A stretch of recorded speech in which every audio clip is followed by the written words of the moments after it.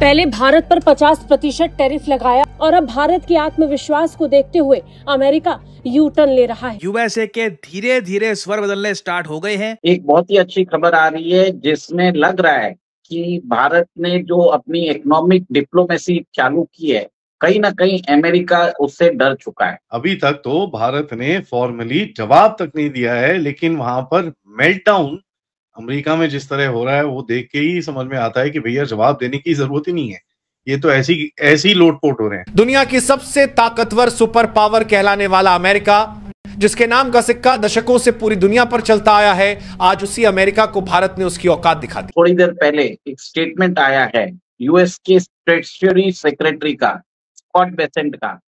उन्होंने बोला है कि इंडिया और अमेरिका का रिलेशनशिप कॉम्प्लिकेटेड जरूर है, but at the end of the day हम दोनों साथ में आ जाएंगे।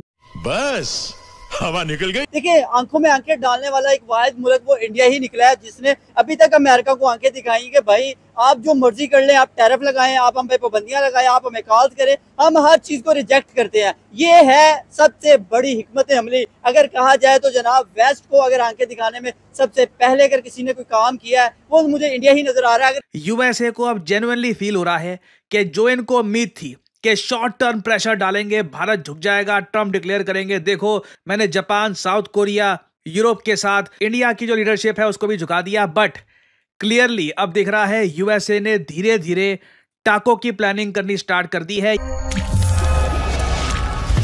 नमस्कार दोस्तों, भारत पर 50% टैरिफ लगाने के बाद भी अमेरिका को शांति नहीं मिल रही है। अमेरिका तड़प रहा है क्योंकि भारत ने अमेरिका के 50% टैरिफ लगाने के बाद भी कोई भी स्टेटमेंट नहीं दिया, जिसको लेकर अमेरिका को डर लग रहा है कहीं भारत कोई बड़ी प्लानिंग तो नहीं कर रहा है। अमेरिका छोड़िए, इधर हमें भी यही लग रहा है क्योंकि भारत सरकार का अभी तक इस पर कोई भी स्टेटमेंट नहीं आया है। भारत शांत बैठा है, शायद ये शांति किसी बड़े तूफान की ओर इशारा कर रही है। खैर, भारत तो अभी तक शांत बैठा है, लेकिन उधर अमेरिका ने यू टर्न लेना भी शुरू कर दिया है। अमेरिका के वित्त मंत्री स्कॉट बेसेंट का ऐसा बयान सामने आया है जिसे लग रहा है कि अमेरिका के तेवर नरम पड़ रहे हैं। वित्त मंत्री ने कहा, मुझे लगता है कि भारत दुनिया का सबसे बड़ा लोकतंत्र है और अमेरिका दुनिया की सबसे बड़ी अर्थव्यवस्था। मुझे लगता है कि आखिरकार हम एक साथ आ जाएंगे। थोड़ी देर पहले एक स्टेटमेंट आया है यूएस के ट्रेजरी सेक्रेटरी का, स्कॉट बेसेंट का।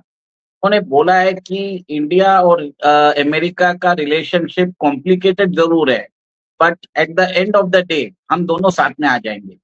उन्होंने बोला है कि भारत वर्ल्ड की सबसे बड़ी एक डेमोक्रेसी है और यूएस वर्ल्ड की सबसे बड़ी इकोनॉमी है। इसके द्वारा अमेरिका इन्हें एक संकेत दे दिए हैं कि भारत के खिलाफ जो उन्होंने टैरिफ लगाए हैं वो शायद उसको रोल बैक कर सकता है। देखिए, बहुत सारे जो इंडिकेटर्स आ रहे हैं उसमें इस तरह से समझ में आ रहा है कि ट्रम्प बहुत ईगर है कि मोदी जी से बात करने के लिए।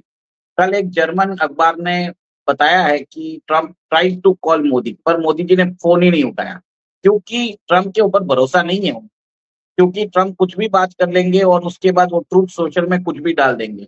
इससे मोदी जी ने फोन नहीं उठाया। अब मोदी जी क्या कर रहे हैं? मोदी जी जा रहे हैं जापान, फिर जा रहे हैं चाइना। जापान जाके बताया जा रहा है कि क्वाड के ऊपर बात होगी। जापान जो अमेरिका का सबसे अच्छा एलाई है, भारत के अंदर $70 बिलियन एक तरह से इन्वेस्ट कर रहा है। फिर बाद में जा रहे चीन, चीन के अंदर भी जाके वो उसको समिट में अटेंड कर रहे हैं और बताया जाता है कि शी जिनपिंग भारत के प्रधानमंत्री को रिसीव करने वो खुद आने वाले हैं। देखिए, बहुत बड़ी बात है। और चीन ने बोल भी दिया है कि Bharat is a strategic partner. और जब किसी राष्ट्रीय अध्यक्ष जैसे शी जिनपिंग हमारे मोदी जी को लेने आते हैं, इसका मतलब यह है कि भारत को पहले वो जिस निगाह से देखते थे, अब वो उन्होंने अपना परिदृश्य बदल दिया। They have changed the way of looking India. अब वो इंडिया को स्ट्रेटेजिक पार्टनर के रूप में देख रहे हैं। और स्कॉट बेसेंट का जो ये स्टेटमेंट है, इसमें बताया जाता है कि अमेरिकन एडमिनिस्ट्रेशन में कहीं ना कहीं खलबली हो रही है कि उनको भारत के साथ कुछ ना कुछ ट्रेड डील करनी है। अब भारत ने क्लियर कट कर दिया है कि वो अपने टर्म्स पे ही काम करेगा। देखिए, जिस हिसाब से स्टेटमेंट आए हैं, उन्होंने ये भी बोला है कि भारत बहुत ज्यादा ट्रेड नेगोशिएशन कर रहा है। हम चाहते थे कि April 2 जब हमने टैरिफ लगाई थी, Bharat will be the first person to हमारे साथ ट्रेड डील कर सकते थे, बट इतने दिन हो गए, इतना नेगोशिएशन कर रहे हैं कि हमको टैरिफ लगाना पड़ा। फिर उन्होंने रशियन क्रूड ऑयल की भी बात की।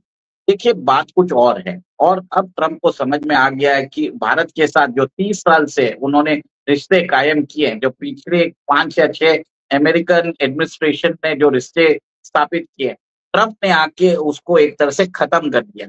यहाँ तक कि वेस्टर्न एनालिस्ट ने भी उनको एक तरह से हिंदी वर्ड CHUTIA बोल दिया। देखिए बहुत बड़ी बात है, इसमें क्या हो रहा है कि उनकी हर जगह जग हसाई हो रही है।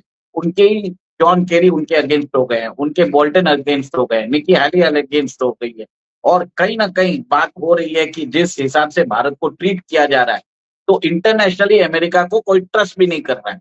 अब ऐसा है कि ऑस्ट्रेलिया की फॉरेन मिनिस्टर जो वोंग है, पेनी वोंग, उन्होंने भी बोल दिया India is a trusted and reliable partner. हम इंडिया के साथ अपने एंगेजमेंट बढ़ाने वाले हैं।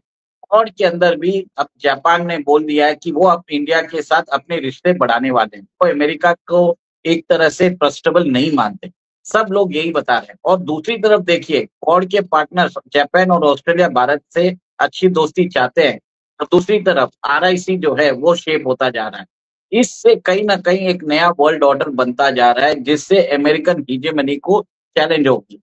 अब अमेरिका को समझ में आ गया है कि भारत को एक तरह से उन्होंने अलग थलग करके बहुत बड़ी गलती कर दी है। यहाँ पे आप देखोगे जो क्वेश्चन पूछेगी ना जर्नलिस्ट, इतना interesting. I am so happy आज के समय के ये सवाल USA के मिनिस्टर से पूछा जा रहा है।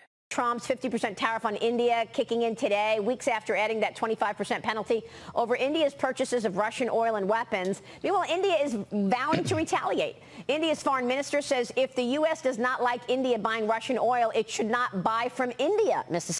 Now, यहाँ पर जो जर्नलिस्ट हैं USA के, उन्होंने बोल दिया कि इंडिया के विदेश मंत्री तो कह रहे हैं इतनी तकलीफ हो रही है तो मत खरीदो ना हमसे प्रोडक्ट्स। सिंपल सोल्यूशन है यहाँ पे। इसका जवाब देखिएगा स्कॉट बेसेंट क्या देंगे। Secretary, your thoughts? Look, Maria, this is a very complicated relationship. President Trump and Prime Minister Modi have very good relationships at that level. And it's not just over the Russian oil. The Indians came in very early after Liberation Day to start negotiating on tariffs, and we still don't have a deal. I thought that we would have a deal in May, June. I thought India could be one of the earlier deals. And they've kind of tapped us along in terms of the negotiations. And then there is also the aspect of the Russian crude purchases, which they've been profiteering on. So it's there. There are many levels going on here. I do think India is the world's largest democracy. U.S. is the world's largest economy. I think at the end of the day, we will come together. I think a lot of it by the Indians has been performative. But I will tell you, Maria, I've said this all along during the tariff negotiations. The U.S. is the deficit country. When there is a schism in trade relations, the deficit country is at an advantage. It's the surplus country that should worry. So the Indians are selling to us. They have very high tariffs, and we have a very large deficit with them. Do you worry that India is going to set... ना ये अगले सवाल में मैं आऊंगा, मगर पहले सवाल का ना जवाब तक नहीं दिया स्कॉट बेसेंट ने। जो अजय शंकर की स्टेटमेंट थी ना कि अगर इंडिया का जो रिफाइंड पेट्रोलियम प्रोडक्ट्स हैं नहीं पसंद आ रहे थे तो मत परचेज करो। इनको पता है इंडिया का जो ये पेट्रोलियम रिफाइंड प्रोड्यूस अगर ये परचेज नहीं करेंगे तो इनकी इन्फ्लेशन बढ़ जाएगी।